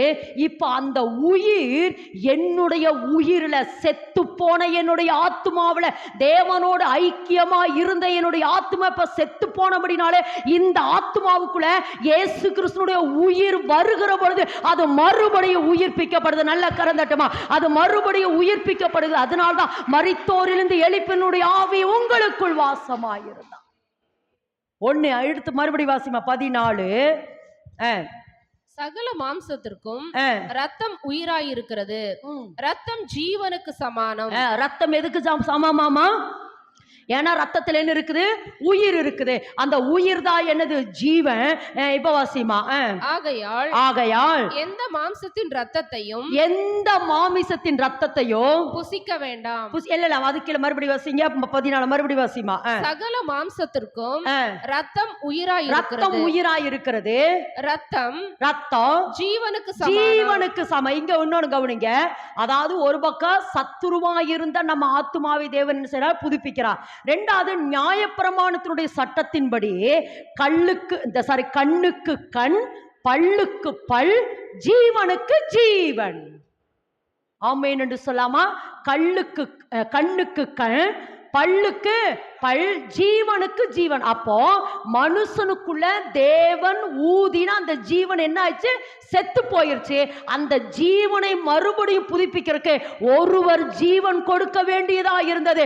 அது இயேசு கிறிஸ்துடைய ஜீவனை நமக்குள்ள கொடுத்து மறுபடியும் நம்மளை உயிர்ப்பித்து தேவனோடு ஐக்கியம் கொள்வதற்காகத்தான் தேவன் தமது சொந்த குமாரனை இந்த பூமிக்கு அனுப்பினார். ஆமேன் என்று சொல்லலாமா? ஆமேன் என்று சொல்லலாமா? அப்போ அந்த ரத்தத்துல என்ன இருக்குது? உயிர் இருக்குது. அந்த உயிர் தான் ஜீவன். ஜீவனை கொண்டுதான் என்னுடைய ஆத்துமாவை தேவன் மறுபடியும் உயிர்ப்பிக்க விரும்பினார். உயிர்ப்பிக்க விரும்பினார். ஏன்னா அந்த ஆத்துமா தான் என்ன செஞ்ச? எல்லா குப்பைகளையும் உள்ள போட்டுருச்சு. வெளியில சாத்தான் பேசுற வார்த்தையில, அதாவது ஏவாள்கிட்ட சொன்னான்ல சாத்தான், இந்த கனியை புசிப்பீர்கள் என்றால் நீங்கள் என்ன ஆக மாட்டீங்க? சாக மாட்டீங்க. நீங்க யாரை போல மாறுவீங்க? தேவனை போல மாறுவீர்கள் என்பதை தேவன் அறிவார் அப்படின்னு ஏவாள் நினைக்கிறா. இந்த கனியை சாப்பிட்டா தேவனை போல மாறிடுவேன் நினைச்சுதான் தேவன் இந்த கனியை கொடுக்கலையோ அப்படின்னு ஏவாள் அந்த இருதயத்துல என்ன செய்யறா? தேவனை குறித்து தவறா நினைக்கிறா. நான் அடிக்கடி சொல்லுவேன், பறவை மேல பறக்க விடல, என்ன ஆகக்கூடாது? கூடு கட்ட விடக்கூடாது. அப்ப என்னன்னா, அவ அப்படியே திங்க் பண்ணி தேவனை குறித்து தவறா, அப்ப அவர் நல்லவர் இல்லையா, அவர் கனியவே அவர் கொடுக்கலைன்னா அப்புறம் எப்படி நம்மளை வாழ வைப்பார்னு தேவனை குறித்த தவறான எண்ணத்தை எங்க போட்டுட்டே இருக்கிறா? ஆத்துமாவுக்குள்ள போட்டுட்டே இருக்கிறா. ஆத்துமா, ஏன்னா ஆத்துமா என்ன நினைக்குதோ அதை அடுத்து கிரியைகளா வெளிப்பட்டுரும். இப்போ பாரு, இப்போ ஆத்துமாவில் ஒருவேளை எனக்கு இந்த எப்படி வயிற்று வலி வந்தோன்னா அப்பண்டிக்ஸ் வந்துருச்சா, அது வந்துச்சா அப்படின்னு ஆத்துமா நினைச்ச உடனே சரீரம் அப்படியே அது வேலை செய்ய ஆரம்பிக்குது. அப்போ அந்த ஆத்துமாவை பரிசுத்தப்படுத்துறதுக்கு தான், குப்பையாய் கிடக்கிற நம்ம ஆத்துமாவை பரிசுத்தப்படுத்ததான் இயேசு தனது சொந்த ரத்தத்தை என்னுடைய ஆத்துமாக்குள்ள போட்டு அந்த ரத்தத்தினாலே என் ஆத்துமாவை பரிசுத்தப்படுத்த நினைத்தார், அல்லது தூய்மைப்படுத்த நினைத்தார், தேவனோடு ஐக்கியப்படுத்துறதுக்கு ஆயத்தப்படுத்த நினைத்தார். ஆமேன் என்று சொல்லலாமா? இப்ப வாசிங்க கொலைசேர் 1:14 வாசிங்க. கொலைசேர் 1:14. அவருக்குள் அவருடைய ரத்தத்தினாலே பாவ மன்னிப்பாகிய மீட்பு நமக்கு உண்டாயிருக்குது. யாருடைய ரத்தத்தினாலே? இயேசு கிறிஸ்துனுடைய ரத்தம். திரும்ப சொல்ற, ரத்தத்துல என்ன இருக்குது? உயிர் இருக்குது. அந்த ரத்தத்துல தான் ஜீவன் இருக்குது. அப்போ மரணத்தாலே என்னை ஒப்புரவாக்கப்படணும்னா ரத்தம் சிந்த இயேசு இந்த பூமிக்கு வந்தார். இந்த ரத்தம் தான் என்னை என்ன செய்தாமா? எனக்கு மீட்பை கொடுக்கிறது, பரிசுத்தத்தை கொடுக்கிறது, என் ஆத்துமாவை பரிசுத்தப்படுத்துறது. என் ஆத்துமா பரிசுத்தமாக ஆக ஆக என் ஆத்துமாவும் ஆவியும் இணையுது. அந்த ஆவி தேவனோடு ஐக்கியமாகுது. ஆமேன் என்று சொல்லலாமா? ஆமேன் என்று சொல்லலாமா? அப்ப அந்த ரத்தம் எனக்குள் உயிரை கொடுக்குது. அந்த உயிர் எனக்கு எதை புதுப்பிக்குது? ஜீவனை புதுப்பிக்கிறது. ஆமேன் என்று சொல்லலாமா? ஆமேன் என்று சொல்லலாமா? இப்ப மறுபடியும் வாசிங்க ரோமர் 5:10. மறுபடியும் வாசிமா ரோமர் 5:10 மறுபடியும். நாம் தேவனுக்கு சத்துருக்களாய் இருக்கையில் அவருடைய குமாரனின் மரணத்தினாலே அவருடனே ஒப்புரவாக்கப்பட்டோம். இப்ப புரிஞ்சாம எத்தனை பேருக்கு சத்தியம் புரிஞ்சு? இது வரைக்கும் நம்ம முதல்ல எப்படி இருந்தோம்? சத்துருவா இருந்தோம். அதுக்கப்புறம் எப்படி ஆயிட்டோம்? தேவன் நம்மளை ஒப்புரவாக்க விரும்பினாரு. அப்படி நம்மளை ஒப்புரவாக்க விரும்பினபடினால யாரை அனுப்பினாரு? இயேசு கிறிஸ்துவை அனுப்பினாரு. இயேசு கிறிஸ்து இந்த பூமிக்கு ரத்தத்தை சிந்தி, சொல்லுங்க, ரத்தத்தை சிந்தி எண்ணெய், அதாவது ரத்தத்தை சிந்தி அந்த ரத்தம் என் ஆத்துமாவுக்கு செய்யப்படுகிற பாவ நிவிர்த்தி, அந்த ஆத்துமாவுக்காக பாவ நிவிர்த்தி செய்து என் ஆத்துமாவை பரிசுத்தப்படுத்தி என்னை தேவனோடு ஒப்புரவாக்கினார். அப்படின்னு சொல்லுகிறதை விட பழைய உறவை மறுபடியும் புதுப்பித்தார். ஆமேன் என்று சொல்லாமா? அப்போ ஒப்புரவாக்கப்பட்ட பின் அதுக்கப்புறம் நாம் அவருடைய, இப்ப சொல்லுங்க, நாம் அவருடைய ஜீவனாலே ரட்சிக்கப்படுகிறது. இதுதான் முக்கியமான வார்த்தை, இதுதான் மெசேஜ், இதுதான் இந்த ரட்சிப்புங்கிறதுக்கு இவ்வளவு தூரம் கொண்டு வந்தேன். இதுதான் ரட்சிப்பு. சொல்லுங்க, ரட்சிப்பு. அப்போ என்னை ரட்சிக்க, சொல்லுங்க, என்னை ரட்சிக்கத்தான் தேவன் தமது சொந்த குமாரனை இந்த பூமிக்கு அனுப்பினார். அனுப்பி ரத்தம் சிந்த வச்சு அந்த ரத்தத்தினாலே என்னுடைய ஆத்துமாவை சுத்திகரித்து தேவனோடு என்னை என்ன பண்ணாரா? ஒப்புரவாக்கினார். அப்படி நான் ஒப்புரவாக்கப்பட்டபடினாலே இப்ப நான் என்ன ஆயிட்டேன்? ரட்சிக்கப்பட்டுட்டேன். அப்பா இப்பதான் 1ஆம் கிளாஸ் பிள்ளைகள் ரட்சிப்புங்கிற வார்த்தை எப்ப கேட்டோம்? ரட்சிப்புனா என்ன? சொல்லுங்க பார்க்கலாம். ரட்சிப்புனா என்ன? ரட்சிப்புனா என்னம்மா? ரட்சிக்கப்பட்டிருக்கிறீங்களா? கேளுமா பக்கத்துல முதல்ல. ரட்சிக்கப்பட்டிருக்கிறீங்களாமா? ரட்சிக்கப்பட்டிருக்கிறீங்களா? இது எப்போ நம்மளுடைய ஆரம்ப ஸ்டேஜில் கேட்கப்பட்ட கேள்வி. ரட்சிக்கப்பட்டிருக்கிறோமா? ரட்சிப்புனா என்ன சொல்லுங்க? கர்த்தாவே கர்த்தாவே. ஓகேப்பா, அது ஓகேப்பா. ரட்சிப்புனா என்னப்பா? ஒப்புரவாக்குறது. ஓகே, ஒப்புரவாக்குறதுனா ரட்சிப்பு. சரி, மீட்கப்படுதல். சரி, 7 காரியத்தை சொல்றார். நான் கடகன்னு போயிடுவேன், இதுல எங்க நிக்க மாட்டேன். சரி, ரட்சிக்கப்படுறது என்ன? முதல் ரட்சிப்புன்னு என்ன தெரியுமா? தேவ கோபத்திலிருந்து நான் நீக்கப்பட்டேன். எல்லாரும் கறந்தட்டுமா? நல்லா கறந்தட்டுமா? நல்லா கறந்தட்டுமா? ஏன்னா நான் பாவம் செய்தபடினாலே தேவ கோபம் என் மேல வந்துருச்சு. பாவம் செய்தபடினால எனக்கு என்ன ஆயிருச்சு? ஏன்னா நீங்களே நினைச்சு பாருங்க, நம்ம ஒரு பெரிய எதிர்பார்ப்போட மனுக்குலத்தை உண்டு பண்ணார் தேவன். ஒரு பெரிய எதிர்பார்ப்போட தேவன் மனுக்குலத்தை உண்டு பண்ணாரு. இவன் எந்நேரம் என்ன துதிப்பா, சேனைகளின் கர்த்தர் பரிசுத்தர் என்று துதிப்பான் தேவன் ஒரு பெரிய எதிர்பார்ப்போட மனுக்குலத்தை உண்டு பண்ணாரு. ஆனா மனுக்குலம் தேவனுக்கு என்னவா மாறிடுச்சு?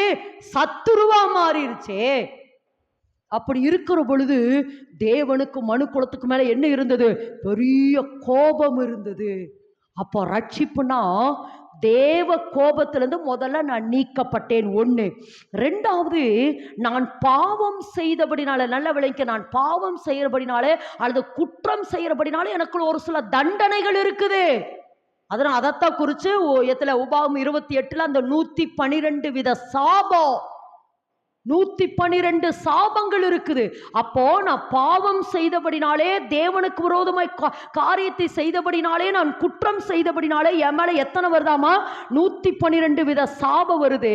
2வது என்னன்னா, அந்த குற்றத்துக்கு தண்டனை நீக்கப்படுகிறதான் ரட்சிப்பு. எல்லாரும் என்று சொல்ல, நான் செய்த குற்றத்துக்கு அல்லது தேவனுக்கு நான் சத்துருவானனால எனக்கு ஒரு சில தண்டனை இருக்கிறது, ஒரு சில சுமைகள் என் மேல சுமத்தப்படுது. ஆனா அந்த சுமையிலிருந்து நான் நீக்கப்படுகிறதான் ரட்சிப்பு. ஆமேன் என்று சொல்லாமா? அடுத்து சொல்ல, பாதுகாக்கப்பட்டுட்ட பிசாசுடைய கிரியைகளிலிருந்து நான் ரட்சிக்கப்பட்டபடினாலே பிசாசுடைய கிரியைகளிலிருந்து நான் பாதுகாக்கப்பட்டுட்டேன். அடுத்து நான் காப்பாற்றப்பட்டுட்டேன். அடுத்து நான் விடுவிக்கப்பட்டுட்டேன். அடுத்து நான் காக்கப்பட்டுட்டேன். எல்லாவற்றுக்கும் மேலாக தேவனோடு மறுபடியும் உறவை புதுப்பிக்கிறதான் ரட்சிப்பு. நல்லா கறந்தட்டுமா? நான் இழந்து போன தேவ உறவை, நான் இழந்து போன தேவனுடைய ஐக்கியத்தை, நான் இழந்து போன தேவனுடையதான உறவை மறுபடியும் இயேசு கிறிஸ்து எனக்கு மீட்டு கொடுத்தாரே, அதுதான் ரட்சிப்பு. நான் என்ன ஆயிட்டேன்?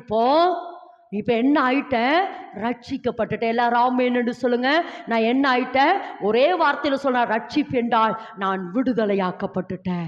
நான் சத்துருவினுடைய கையில் இருந்து. ஏன்னா இதுவரைக்கும் நான் முதல்ல தேவன் சொல்றதை கேட்டுட்டு தேவனோடு உலாவிட்டு இருந்த 3ஆம் அதிகாரத்துக்கு அப்புறம் அல்லது சத்துருடைய வார்த்தைக்கு கீழ்ப்படிச்சபடினால சத்துரு கையில நான் இருக்கிறனால சத்துரு என்னை ஒவ்வொரு நாளும் கசக்கி பிழிஞ்சு என்ன பண்ணிட்டே இருக்கிறான், என்னை வருத்தப்படுத்திட்டே இருக்கிறான். இப்போ இயேசு கிறிஸ்து இந்த பூமிக்கு வந்து ரத்தத்தை சிந்தி என்னை மீட்டு கொண்டபடினாலே நான் சத்துருவின் கையிலிருந்து என்ன ஆயிட்டேன்? விடுதலையாக்கப்பட்டுட்டேன். சத்துருவின் கையிலிருந்து நான் என்ன ஆயிட்டேன்? விடுதலையாக்கப்பட்டேன். இப்ப கேளுங்க பார்க்கலாம். நான் ரட்சிக்கப்பட்டுட்டியா? இப்ப கேளுங்க பக்கத்துல. இப்ப கேளுங்க, ரட்சிக்கப்பட்டுட்டீங்களா? அல்லது ஒரு சொல்லுவாங்க ரட்சிக்கப்பட்டுட்டே இருக்கிறவங்க. உண்மைம்மா, ரட்சிக்கப்பட்டுட்டே இருக்கணும். ஏன்னா நம்ம ஆரம்பத்தில் சொல்லிட்டோம் ரட்சிக்கப்பட்டுட்டேன் அப்படின்னு நம்ம சொன்னது உண்மைதான். நம்ம ரட்சிக்கப்பட்டுட்டோம் அப்படின்னு சொன்னாலும் இன்னும் ஒரு சில கிரியைகள் அப்பப்போ என்ன செய்யறோம்? விழுந்து விழுந்து எழும்புறோம். அதனாலதான் தேவன் சொல்லார், எப்ராஹிமே உன்னை நான் எப்படி கைவிடுவேன்? ஒரு நாளைக்கு பார்த்தீங்கன்னா அல்லேலியோ அல்லேலியோ அல்லேலியோன்னு அப்படியே பீக்கு போயிடுறேன். அப்புறம் அடுத்த நாள் பார்த்தா எங்க கிடக்கிற? படுகுழிக்குள்ள கிடக்கிறேன்.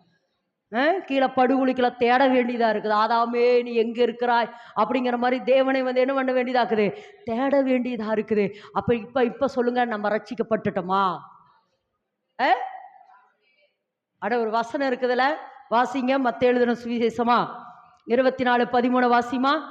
முடிவு பரியந்தம் நிலை நிற்கிறவனே ரட்சிக்கப்படுவா. இப்ப சொல்லுமா, ரட்சிக்கப்பட்டீங்களாமா? சந்தேகம்தான். ரட்சிக்கப்பட்டோமா நம்ம? முடிவு பரியந்தம். எந்த முடிவு பரியந்தம்? கர்த்தராகிய இயேசு கிறிஸ்துவினுடைய வருகை நாள் வரைக்கும். ஒருவேளை அவருடைய ரகசிய வரியில நான் எடுத்து கொள்ளப்படுகிற வரைக்கும் முடிவு பரியந்தமே ஏன்னா இன்னைக்கு நல்லா நம்ம ரட்சிக்கப்பட்டுட்டோம், நல்ல ஆவியில இருக்கிறோம், ஆத்மாவில் நல்லா தேவனை துதிக்கிறோம், ஆராதிக்கிறோம். ஒரு பிரச்சனை, ஒரு போராட்டம், ஒழுது சத்துருக்களினால, மனிதர்களினால நம்ம வாழ்க்கையில வருகிற பிரச்சனைக்கு நம்ம என்ன செய்யறோம்? நம்ம வாழ்க்கையில வருகிற பிரச்சனைகளை பார்த்து பார்த்து பார்த்து மறுபடியும் என்ன செஞ்சிட்டோம்? இந்த ஒரு விளையாட்டு இருக்குமே, மேலேருந்து சொர்றன்னு கீழே வந்த மாதிரி வந்து விழுந்துட்டோம். நம்ம இன்னும் முழுமையா என்ன செய்யல? ரட்சிக்கப்படல. ரட்சிக்கப்படணும், இன்னும் ரட்சிக்கப்படணும், ரட்சிக்கப்பட்டு கொண்டே இருக்கணும். வேதத்துல வாசிக்கிறோம், முடிவு பரியந்தம். சொல்லுங்கவாமா, முடிவு பரியந்தம். முடிவு பரியந்தம் நிலை நிற்கிறவனே ரட்சிக்கப்படுவான். முடிவு பரியந்த நிலை நிற்கிறவன் என்ன செய்வானா? ரட்சிக்கப்படுவான். அப்போ இன்னைக்கு இதுதான் முக்கியமான வார்த்தை.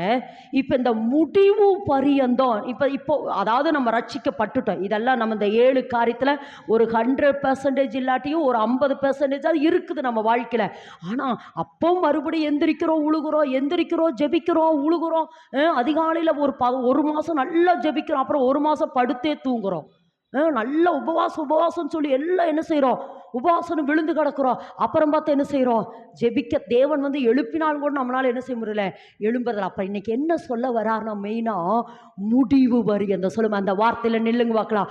முடிவு. இது எதுக்கு சொல்றேன்னா, நான் திரும்பவும் சொல்றேமா, நித்திய ஜீவன் என்பது அல்லது ஜீவன் என்பது எல்லாருக்கும் கொடுக்கறதல்ல, தேவனால் தெரிந்து கொள்ளப்பட்டவர்களுக்கு, தேவனால் நியமிக்கப்பட்ட. அப்ப இதை கர்த்தர் என்ன சொல்றாருன்னா, என் அன்பு மகனே மகளே, ரட்சிப்புங்கிறது ஒரு நாள் நடக்கிற வேலை இல்லை. சொல்லுங்க, ஒரு நாள் நடக்கிற வேலை அல்ல, முடிவு பரியந்தம். அந்த வார்த்தை திரும்ப சொல்லுங்க, முடிவு பரியந்தம். சொல்லுங்க, முடிவு பரியந்தம் நிலை நிற்கிறவனே ரட்சிக்கப்படுவான். அப்போ இந்த முடிவு பரியந்தோ நான் நிலை நிற்கிறதுக்கு என்ன செய்யறது? முடிவு பரியந்த அந்த ரட்சிப்பிலே நிலை நிற்கிறதுக்கு, இந்த முடிவு பரியந்த இந்த ரட்சிப்பு எனக்குள் நிலைத்திருக்கிறது. முடிவு பரியந்த இந்த ரட்சிப்பிலே நான் நிலைத்திருந்து தேவ சாயலை எனக்குள் தக்க வைத்து கொள்ளுகிறதுக்கு நான் என்ன செய்யணும்னா, இந்த அப்பத்தையும் இந்த ரத்தத்தையும் நான் என்ன செய்ய? புசிக்க புசிக்க ஏசப்பாவுடைய சரீரமும் ஏசப்பாவுடைய அப்ப ஏசப்பாவுடைய சரீரமும் ரத்தமும் எனக்குள் வர வர வர வர வர அந்த தேவ சாயல் எனக்குள்ளே நிலை நிறுத்தப்படுகிறது. ஆமேன் என்று சொல்லலாமா? இந்த ரத்தத்தையும் சரீரத்தையும் நான் பானம் பண்ற பொழுது, இந்த ரத்தத்தையும் சரீரத்தையும் நான் பானம் பண்ற பொழுது, வாசிங்க எபிரேயரின் புத்தகம் 7ஆம் அதிகாரம் 25 வாசிங்க பார்க்கலாம். எபிரேயர் 7:25. எபிரேயர் 7:25. மேலும் நம் தமது மூலியமாய் தேவனிடத்தில் சேருகிறவர்களுக்காக வேண்டுதல் செய்யும்படிக்கு அவர் எப்பொழுதும் உயிரோடு இருக்கிறவராகியால் அவர்களை முற்றுமுடிய ரட்சிக்க வல்லவர், அவர்களை முற்றுமுடிய ரட்சிக்க வல்லவராயிருக்கிறார். அப்ப ஜாக்லின் நல்லா தான் ஜெபம் பண்ணிட்டு இருந்தா, நல்லா ஊழியம் பண்ணிட்டு இருந்தா, நல்லா வல்லமையா என்ன பண்ணிட்டு இருந்த, பிரசங்கம் பண்ணி கொண்டிருந்த, எல்லாம் இருந்தது. ஆனா ஒரு குறிப்பிட்ட நாட்களுக்கு அப்புறம் ஒருவேளை மனுஷங்களுடைய கிரிகள், சத்துருக்களுடைய கிரிகள், ஒருவேளை சரீர ரீதியான கிரிகள், ஒருவேளை இதெல்லாம் வர வர வர வர வர நான் என்ன ஆயிட்டுனா, என்னுடைய ஜபம் கொஞ்சம் கொஞ்சமா குறைஞ்சிச்சு, பரிசுத்தம் கொஞ்சம் கொஞ்சமா குறைஞ்சிச்சு, தேவனுடைய ஐக்கியம் கொஞ்சம் கொஞ்சமா குறைஞ்சிச்சு குறைஞ்சிச்சு குறைஞ்சிச்சு அப்படியே குறைஞ்சு குறைஞ்சு குறைஞ்சு குறைஞ்சு வருகிற பொழுது இயேசு கிறிஸ்து என்ன செய்யறாரா? பிதாவின் இடத்துல போய் ஜாக்லினை விட்டுறாதீங்க, ஜாக்லினை விட்டுறாதீங்க, நான் அவளுக்காக ரத்தத்தை சிந்தி இருக்கிறேன், நான் அவளை மீட்டெடுத்து இருக்கிறேன், அதனால இந்த ரத்தம் அப்படி என்னமாமா, இயேசு கிறிஸ்துனுடைய ரத்தம் எனக்காக பிதாவின் இடத்துல என்ன பண்ணி கொண்டு இருக்குதாமா? பரிந்து பேசிக்கொண்டே இருக்குது, பரிந்து பேசிக்கொண்டே இருக்குதுங்கிறதுக்காக. அப்போ உடனே ஜாக்லினை தூக்க, ஆமா உங்களை எல்லாம் தூக்க, இன்னைக்கு என்னை நிறுத்துறது போல என்னை தூக்க தேவன் ஒரு மனுஷனை எழுப்புறார். அதுதான் முடிவு பரியந்தம் நிலைத்திருக்கிறவனே, முடிவு பரியந்தம் நிலைத்திருக்கிறவனே ரட்சிக்கப்படுவா. இன்னைக்கு கர்த்தர் உங்களுக்கு அழுத்தி சொல்லுகிற வார்த்தை என்னன்னா, இந்த ரத்தம், இந்த ரத்தத்தில் இருக்கிற ஜீவன், இந்த ரத்தத்தில் இருக்கிற உயிர் என்ன வருதுன்னா, இயேசு கிறிஸ்து இந்த பூமிக்கு வருகிற வரைக்கும், அது ரகசிய வருகை இருக்கலாம் அல்லது பகிங்கரக வருகையா இருக்கலாம், அந்த வருகை வரைக்கும் முடிவு பரியந்தம் என்னை நிலை நிறுத்துகிறது. என்னன்னா, இந்த ரத்தமும், இந்த ரத்தத்தில் இருக்கிற ஜீவனும், இந்த ரத்தத்தில் இருக்கிற உயிருமே என்னை முடிவு பரியந்தம் நிலை நிறுத்துது. நல்லா கறந்தட்டுமா? நல்லா கறந்தட்டு, நல்லா கறந்தட்டு, நல்லா கறந்தட்டு. இன்னொன்று என்னன்னா, இன்னொரு வசனத்தை வாசிப்போம். எபிரேயரின் புத்தகம் 12:24 வாசிங்க. 12:24. புது உடன்படிக்கையின் மத்தியஸ்தராய் இருக்கிற இயேசு கிறிஸ்துவின் இடத்திற்கும் ஆபேலினுடைய ரத்தம் பேசினதை பார்க்கிறோம். நன்மையானவைகளை பேசுகிற ஏசப்பா ரத்தம். இன்னொன்று என்னன்னா, இப்ப இந்த ரத்தம் என்னுடைய எதுல அந்த ரத்தம் எதை எனக்கு எதுல சுத்திகரிக்குது? ஆத்துமா. ஏன்னா ஆத்துமா தான் ஃபுல் கண்ட்ரோல். அதுல நம்ம சரீரத்தினுடைய ஆத்துமா ஃபுல் கண்ட்ரோல். அப்போ இந்த ஆத்துமாவில் தான் இந்த ரத்தம். நான் ஒருவேளை சோர்ந்து படுத்துட்டேன்னு வச்சுக்கோங்களேன், ரெண்டு காரியம் நடக்கும். நான் ஒருவேளை என்னுடைய பலகீனத்தில், மனிதர்களுடைய சூழ்ச்சிகளில், சத்துருக்களுடைய கிரியில் நான் சோர்ந்து படுத்துட்டேன்னா, இந்த ரத்தம் இருக்கு பாருங்க, எனக்குள்ள இந்த ரத்தம் இருக்கு பாருங்க. இந்த ரத்தம் ஒரு பக்கம் என்ன பண்ணுதுன்னா, பிதாவின் இடத்துல எனக்காக பரிந்து பேசி கொண்டிருக்கு. இன்னொன்று, இந்த ரத்தம் என்கிட்ட நன்மையானதை பேசு. ஜாக்லின், இப்படி ஒரு சின்ன ஒரு 10,000 ரூபா இருக்குல்லேன்ட்டு நீ இப்படி சோர்ந்து போய் படுத்துட்டிய, இந்த மனுஷன் பேசிட்டான்னு இப்படி சோர்ந்து போய் படுத்திட்டிய அப்படின்னு ஆபேலின் ரத்தம் பேசினதை பார்க்கலாம். எனக்குள்ள இந்த ரத்தம் நன்மையானதை பேசுது. நன்மையானதை இல்லை, ஏசப்பா ரத்தம் உனக்காக சிந்தப்பட்டு இருக்கிறது. அவர் உனக்காக காயப்பட்டு, உனக்காக நொறுக்கப்பட்டு, இந்த ரத்தம் உனக்குள்ள என்ன பண்ணிட்டே இருக்குதாமா? ஒண்ணு, உங்களுக்காக பிதாவினிடத்துல பரிந்து பேசி கொண்டு இருக்கிறது. ஒண்ணு. ரெண்டாவது, இந்த ரத்தம் எங்கிட்ட பேசுது. ஜாக்லின், கவலைப்படாத, நான் உனக்காக ரத்தத்தையே சிந்தினா இதை நான் உனக்கு கொடுக்க மாட்டேனா? உனக்காக ரத்தத்தையே சிந்தினா இந்த அற்புதத்தை செய்ய மாட்டானு? இந்த ரத்தம் எனக்குள்ள என்ன பண்ணிட்டே இருக்குது? பேசிட்டே இருக்குது. நன்மையானதை பேசுது. பயப்படாத ஜாக்லின், கலங்காத ஜாக்லின், நான் உன்னை விட்டு விலகல, நான் உன்னை கைவிடு என்று இந்த ரத்தம் எனக்குள்ள என்ன பண்ணிட்டே இருக்குது? பேச பேச பேச நான் மறுபடியும் எழும்புற, தூசியை உதறிவிட்டு எழும்புற, மறுபடியும் தேவனோடு நடக்க, மறுபடியும் தேவனோடு ஐக்கியமா இருக்க, மறுபடியும் நான் எழும்புகிறேன். அதனால்தான் சொல்றாரு, அதனால்தான் என்னை நினைவு கூறும்படி இதை செய்யுங்கள். என்ன நினைவு கூறு மகளே, நான் உனக்காக ரத்தத்தையே சிந்தி இருக்கிறேன்ல, உனக்காக இந்த காரியத்தை நான் செய்ய மாட்டேனா? என்னை நினைவு கூறும்படி இந்த ரத்தத்தையும் இந்த சரீரத்தையும், ஆமாம், நம்ம பானம் பண்ண ஓஹோ, எனக்கு இந்த பிரச்சனையா? ஏசு இவ்வளோ காரியத்தை அவர், ஆமாம், தேவனுக்கு சமமாக இருப்பதை கொள்ளையாடின பொருளாக எண்ணாமல் தம்மை தாமை வெறுத்த அடிமையின் ரூபம் எடுத்து மனுஷ சாயலாகி எனக்காக இதை செய்தார் என்று நான் நினைக்க என் ஆவியில் அந்த ரத்த வேலை செய்ய, என் ஆத்மாவில் அந்த ரத்த வேலை செய்ய நான் தூசியை உதறிவிட்டு எழுந்து பராக்கிரமசாலியை போல மறுபடியும் என்னுடைய நியமித்த ஓட்டத்திலே ஓடுகிறதுக்கு என முன் குறிக்கிறேன். ஆமேன் என்று சொல்லலாமா? ஆமேன் என்று சொல்லலாமா?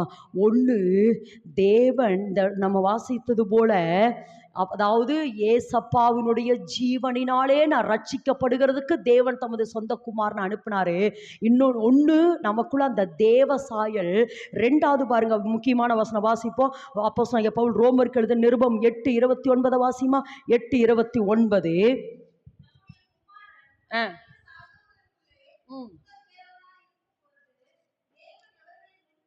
தேவன் எவர்களை முன்குறித்தாரோ, நல்லா விளங்குமா, அவர்களை தமது குமாரனுடைய சாயலாய் முன்குறித்திருக்கிறார். ஆமென் என்று சொல்ல இந்த இடத்துல வாசிக்கிறோம். முதல்ல சொல்லுங்க, முதல்ல நம்ம தேவனுக்கு யாரா இருந்தோம்?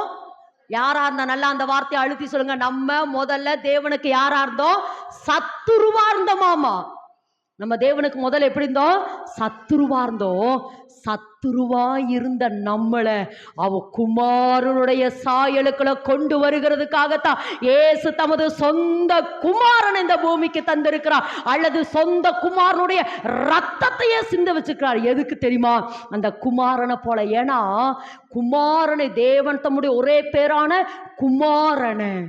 அப்போ ஒன்று தேவ சாயல், சொல்லுங்க, ஒன்று தேவ சாயல். ரெண்டாவது அந்த குமாரனுடைய சாயல், அந்த குமாரனுடைய அன்பு, சந்தோஷம், சமாதானம், அந்த ஆவிக்குரிய கனிகள் எல்லாவற்றுக்கும் மேலாக, ஆமா, தேவனை துதிக்கிற அந்த துதிக்காகவே குமாரனுடைய சாயலை, ஆமேன் என்று சொல்லாம. ஏன்னா அப்படின்னு என்ன அர்த்தம்னா, குமாரனுக்கு என்ன உரிமையோ அதே உரிமைகளை, குமாரனுக்கு என்ன உரிமைகள் கொடுக்கப்பட்டதோ அதே உரிமைகளை எனக்கு கொடுக்கிறதுக்கு இப்ப யாருடைய சாயலாமா?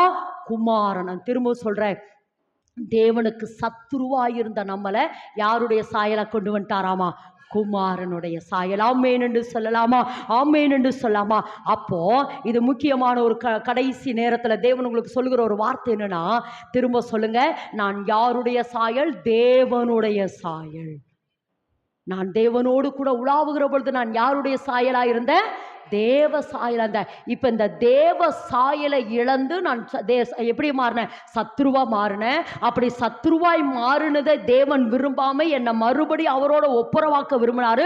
ஒப்புரவாக்கிறதுக்காகத்தான் இயேசு கிறிஸ்துவை கொண்டு வந்தாரு. இயேசு கிறிஸ்து இந்த பூமிக்கு அனுப்பினார். இயேசு கிறிஸ்து ரத்தம் சிந்தி, அந்த ரத்தம் என்னுடைய என்னுடைய ஆத்மாவுக்காக பாவ நிவர்த்தி செய்தது நிமித்தம் இப்ப நான் தேவனோடு ஒப்புரவாயிட்டேன். இப்ப இந்த ரத்தத்தை சரீரத்தை பானம் பண்ண நான் ஒவ்வொரு நாளும் எனக்குள் எந்த சாயல் வருகிறது என்றால் தேவ சாயல்.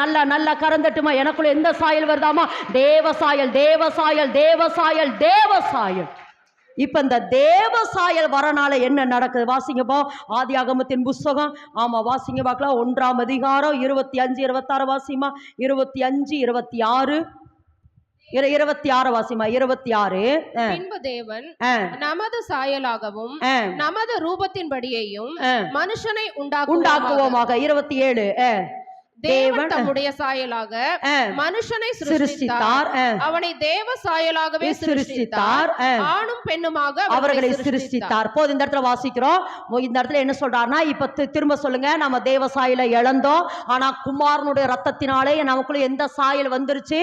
தேவ சாயல் வந்துச்சு. இப்ப தேவ சாயல் எதுக்குன்னா, கீழ் வேதவசனம் வாசிங்க பார்க்கல. கீழ் வேதவசனம்.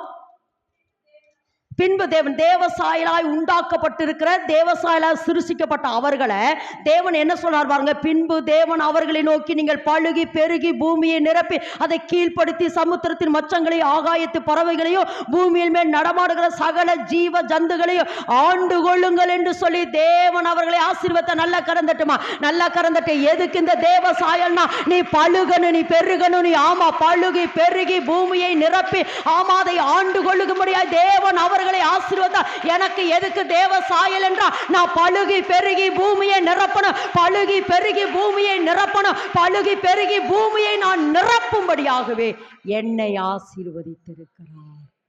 ஓகேவாமா? ஓகேவாமா? அப்போ இதை திரும்ப சொல்ற, நான் தேவனுக்கு சத்ருவா இருந்த என்ன தேவன் தமது சொந்த குமாரனை அனுப்பி அவரோடு கூட ஐக்கியமாக வச்சார். அவரோடு கூட ஐக்கியமாகிறதுக்கு தான் இந்த ரத்தத்தை சரீரத்தை என்ன செய்றாரா? புசிக்க வைக்கிறார், பானம் பண்ண வைக்கிறார். இப்போ இந்த ரத்தமும் சரீரமும் எனக்குள் வர வர எந்த சாயல் வருது? தேவ சாயல் வருது. தேவ சாயல் வர வர வர வர வர நான் இனி பழுகி பெருகி பூமியை என்ன செய்வேன்? ஆண்டு கொள்கிற அளவுக்கு தேவன் என்னை ஆசீர்வதிக்கிறார். இன்னொரு வசனத்தை வேகமாக வாசிப்போம். அதே 5 ரோமரின் புத்தகம் 5ஆம் அதிகாரம் 17 வாசிங்க. ரோமரின் புத்தகம்.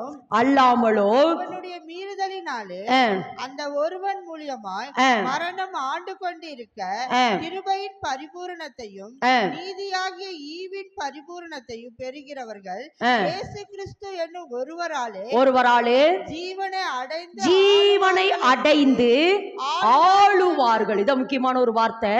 இப்போ முதல்ல இயேசு கிறிஸ்துனுடைய ஜீவன் எனக்கு எந்த சாயலை கொண்டு வந்து? 2 பாயிண்ட். இயேசு கிறிஸ்துனுடைய ஜீவன் எனக்குள்ள எந்த சாயலை கொண்டு வந்து? தேவ சாயலை கொண்டு வந்து. 2வது என்ன? எதுக்கு தெரியுமா? எனக்கு எதுக்கு தெரியுமா இந்த ஜீவன்? எதுக்கு தெரியுமா இந்த ரத்தம்? எதுக்கு தெரியுமானா, சத்துருவின் மேல எனக்கு ஒரு ஆளுகையை கொடுக்கறதுக்கு. ஏன்னா சாத்தானே, நீதான என்னையும் தேவனையும் என்ன செஞ்ச? பிரிச்ச. இப்போ உன்னை என்ன சொல்ற? அழிக்க, அல்லது உன்னையும் உன்னுடைய வல்லமையை அழிக்கிறதுக்கு எனக்கு எதை கொடுக்கிறார்? ஜீவனாலே ஆளுகை என்பது அதிகாரம் அல்லது ஆதிக்கம். சத்துருவின் மேல இந்த ஜீவன் எனக்கு எதுக்கு தெரியுமா? இந்த ரத்தம் எனக்கு எதுக்கு தெரியுமா? சத்துருவின் மேல எனக்கு எதை கொடுக்கிறாராமா? ஒரு அதிகாரத்தை. சொல்லுங்க. சர்ப்பங்களையும் தேள்களையும் எடுக்கிற அதிகாரத்தையும், சாத்தானுடைய சகல, சொல்லுங்க, சாத்தானுடைய சகல, அந்த வார்த்தை எல்லாரும் சொல்லுங்க, சாத்தானுடைய சகல வல்லமைகளையும் மேற்கொள்ளுகிற அதிகாரத்தை. நல்லா கறந்துட்டு இந்த ஜீவன் எதுக்கு தெரியுமா? இந்த ரத்தமும் ஆமா சரீரமும் எதுக்கு தெரியுமா? சாத்தான் மேல எனக்கு ஒரு அதிகாரம் வருது, எனக்கு ஒரு ஆளுகை வருது.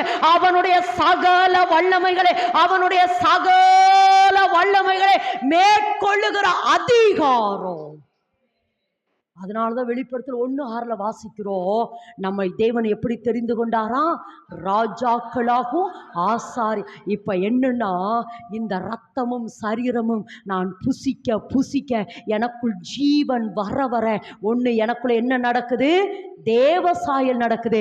ரெண்டாவது என்ன நடக்குது தெரியுமா, சாத்தானின் பேர்ல எனக்கு ஒரு அதிகாரத்தை தருகிறாரு, சத்துருவின் பேர்ல எனக்கு ஒரு அதிகாரத்தை தருகிறாரு.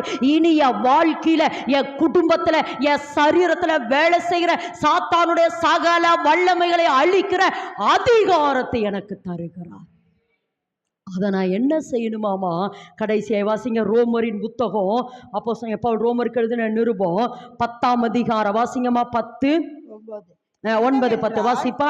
என்னவென்றால் கர்த்தராகிய இயேசுவை நீ உன் வாயினாலே அறிக்கையிட்டு தேவன் அவரை மரித்தோரிலிருந்து எழுப்பினார் என்று உன் இருதயத்திலே விசுவாசித்தால் ரட்சிக்கப்படுவாய். ரெண்டு இடத்துல சொல்றாரு. ஒண்ணு இந்த இடத்துல சொல்றாரு, ஏசப்பா எனக்காக மரித்து ரத்தம் சிந்தினார் என்று ஒண்ணு விசுவாசி. ரெண்டாவது நீ என்ன செய்ய, வாயினால் அறிக்கிட்டுட்டேரு நான் தேவசாயலா இருக்கிற சொல்லுங்க. ஏன்னா இந்த இடத்துல ஒரு காரியத்தை சொல்றேன். இப்ப சாத்தான் வந்து யார்கிட்ட சொல்றான், ஏவாள்கிட்ட சொல்றான், இந்த கனியை நீங்கள் கனியை புசித்தால் யாரை போல மாறுவீங்க, தேவர்களை போல மாறுவீர்கள் என்று சாத்தான் ஏவாள்கிட்ட சொன்ன பொழுது, அப்பவே ஏவாள் என்ன தெரியுமா சொல்லிக்கணும், இல்ல நான் ஏற்கனவே எப்படியாதான் இருக்கிறேன், தேவசாயலாத்தான் இருக்கிறேன்னு சொல்லி ஒருவேளை ஏவாள் சாத்தான்ட்ட சொல்லியிருந்தானா அன்னைக்கே சாத்தா தோற்று போயிருப்பான். ஆனா இப்ப அப்படி அவ உடனே அப்படியான்னு சொல்லி அங்க சாத்தான் வார்த்தைய அப்படியே அந்த ஆத்மாவில கூடு கட்ட விட்டா பாருங்க, பாவம் அவளை மேற்கொண்டது. ஆனா இன்னைக்கு ஒவ்வொரு நாளும் சொல்லுவா, நான் தேவசாயலா இருக்கிறேன், இந்த அப்பத்தையும் ரசத்தையும் புசிக்க புசிக்க எனக்குள்ள என்ன வருது, தேவசாயல் வருது. அடுத்து சாத்தானை பார்த்து சொல்லு, சாத்தானே என் மேல சொல்லுமா, என் மேல, என் சரீரத்தின் மேல, என் சரீர உறுப்புகளுக்கு மேல, என் குடும்பத்துக்கு மேல, என் கணவன் மேல, என் மனைவி மேல, என் பிள்ளை மேல தேவன் எனக்கு பழுகி பெருகுகிற ஆசீர்வாதத்தை வைத்திருக்கிறார். அதை தடை செய்ய உனக்கு அதிகாரம் இல்லை.